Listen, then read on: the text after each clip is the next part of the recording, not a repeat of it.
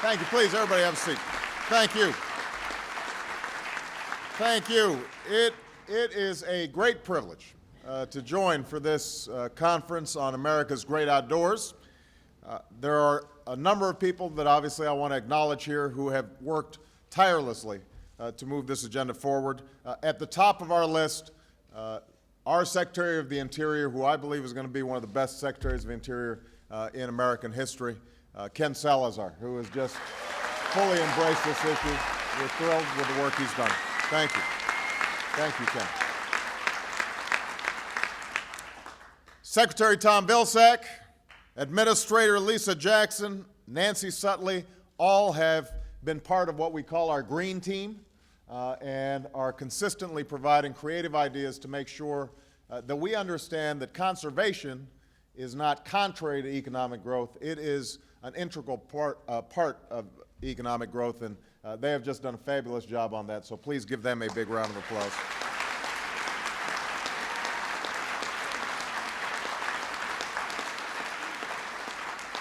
We have my outstanding NOAA Administrator, Dr. Jane Lubchenco.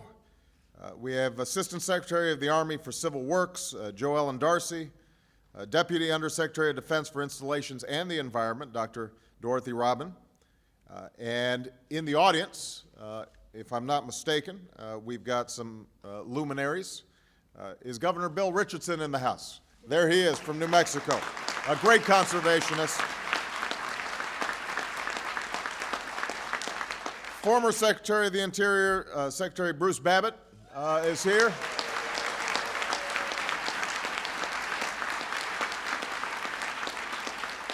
One of the finest young mayors in the country, Mayor Cory Booker.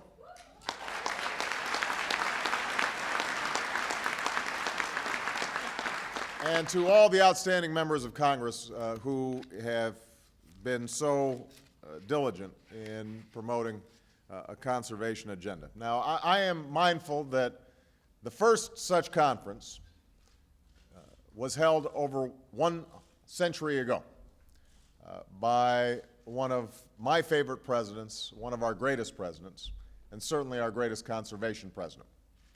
Upon taking office, Theodore Roosevelt, avid bird watcher, bear hunter, set out on a tour of the American West that would change his life and the life of a nation forever. He stood in awe of the geysers at Yellowstone.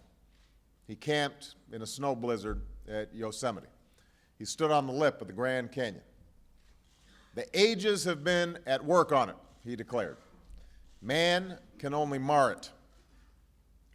And from that sense of commitment sprang 5 national parks, 18 national monuments, 51 federal bird reservations, and 150 national forests. From that commitment sprang an effort to save the great redwoods of California and the petrified forests of Arizona, the great bird rocks of the Aleutian Islands, and the Tongass of Alaska. From that commitment sprang a breathtaking legacy of conservation that still enhances our lives. Now, that legacy is an extraordinary achievement, and no matter how long I have the privilege of serving as president, I know I can never match it. And I will probably never shoot a bear.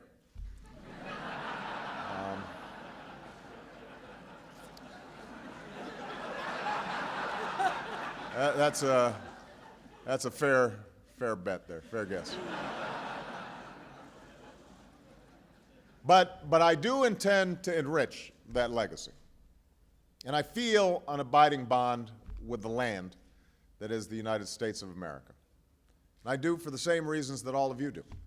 For the same reasons families go outside for a picnic or campers spend a night in a national park and sportsmen track game through the woods or wade deep into a river. It's a recognition passed down from one generation to the next that few pursuits are more satisfying to the spirit than discovering the greatness of America's outdoors. And when we see America's land, we understand what an incredible bounty that we have been given. And it's our obligation to make sure that the next generation enjoys that same bounty. And that recognition has been a touchstone of this presidency, thanks to the outstanding leadership of Ken Salazar and Secretary Vilsack and Lisa Jackson and Nancy Sutley. They have done extraordinary work. Last year, I signed into law a public lands bill, the most significant in decades, that designated 2 million acres of wilderness, over 1,000 miles of wild and scenic rivers, and 3 national parks. We better protected, cherished places like Oregon's Mount Hood. We're taking a new approach to our national forests to make sure they're not just providing timber for lumber companies, but water and jobs for rural communities. We are restoring our rivers and coasts, from the Chesapeake Bay to the Gulf Coast, from the Great Lakes to the Everglades. So yes, we are working faithfully to carry on the legacy of Teddy Roosevelt in the 21st century. But we also know that we must adapt our strategies to meet the new challenges of our time. Over the last century, our population grew from about 90 million to 300 million people. And as it did, we lost more and more of our natural landscape to development. Meanwhile, a host of other factors, from a changing climate to new sources of pollution, have put a growing strain on our wildlife and our waters and our lands. So, rising to meet these challenges is a task and an obligation, but it's one that government cannot and should not meet alone. There are roughly 1,600 privately run land trusts in this country that have protected over 10 million acres through voluntary efforts. And by working with farmers and ranchers and landowners, the Department of Agriculture's Conservation Reserve Program has protected over 30 million acres, and its Natural Resource Conservation Service, a service that is 75 years old this year, has protected almost 3 million more. So together we are conserving our working lands in a way that preserves the environment and protects local communities. And that's the kind of collaborative spirit at the heart of the America's Great Outdoors initiative that we're launching today. In the months ahead, members of this administration will host regional listening sessions across America.